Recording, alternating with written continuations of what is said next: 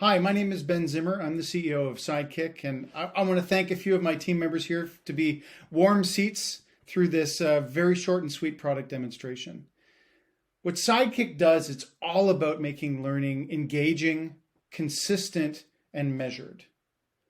And I want to quickly walk through the features of Sidekick to demonstrate that. First, I want to show you the Sidekick interface. The right 2/3 of the screen looks a lot like Zoom because it is Zoom. We're a Zoom partner, and the infrastructure, the plumbing there, we're just leveraging that technology. But we've wrapped it in all kinds of features to drive engagement, measurement, and consistency.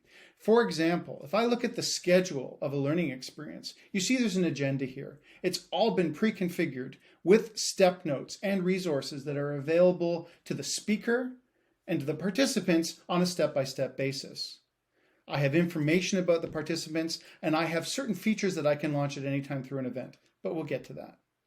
If I go back to my dashboard, the first thing you'll see is I'm in the introduction step. I have control as the presenter of when we change steps. I have a gentle nudge if we run out of time. It's going to help keep me on track, but presenters present live. This is not about putting everything on rails. And you'll see some of the features I have available to me during this introductory step. I can set a timer that everyone will see. I can send notifications to people. I can send people into breakout groups that have been pre-configured. And just to show you what that might look like, I'm going to start the breakout groups. That will send my team members out into those breakout groups. And while we're there, I can send a notification like, hey guys, chat about this. Here's a timer. That will be blasted to all of them, and I can put a timer there, 9 minutes, 3 minutes, whatever. They'll all see that together. And I have control and can end the breakout groups to bring them all back. As the presenter, as mentioned, I have step notes that can keep me on track, that can also help when your facilitators are not always the people who designed the learning. So you have the ability to create experiences that give hints, nudges, and reminders to the people who are doing the facilitation. If it's ever time to drive engagement when you see cameras turn off or you see faces start to get a little bit quiet, I have something in my event management called the participant spinner. It's like, hey, I'm going to pick a volunteer now, someone who's going to share their thoughts so far. Everyone sees this at the same time. It gamifies the experience to a certain extent. All right, Michael, your turn to share. Never mind, you don't have to do it. I also at any moment can ask a reflective question. We've pre-configured this with a whole bunch of ready-to-go generic questions, but the kind of questions that are great at driving engagement. Would you be happy to see this happen at work?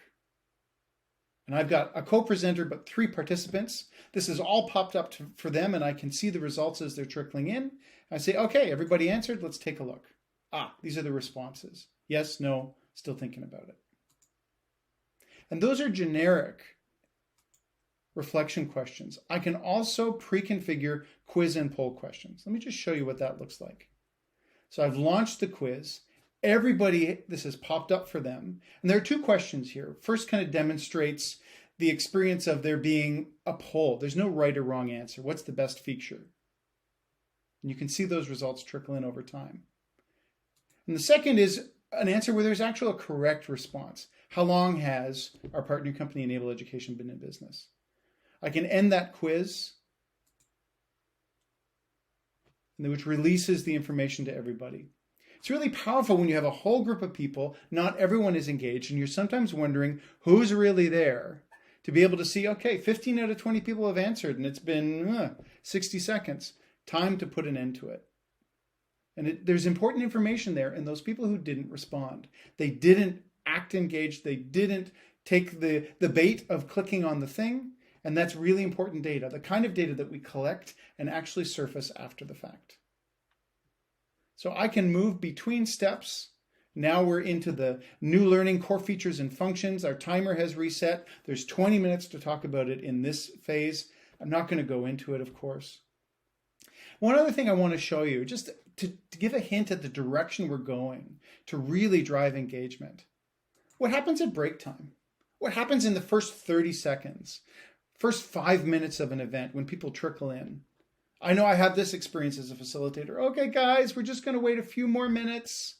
Let's wait for a few more people to come in. It's awkward. You don't know what to do. But what if there was a game that you could push a button and surface to everyone?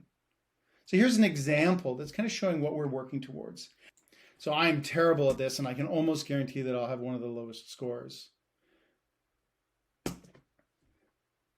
But imagine the power of seeing all the people in your team, see who's playing in real time, have a leaderboard, and being able to have that cooperation, that fun kind of experience, be part of the learning experience, whether it's downtime or whether it's actually woven in to the threads of your learning. So I really appreciate your time. Just wanted to take a few to give you a walkthrough of Sidekick. I look forward to speaking with you further.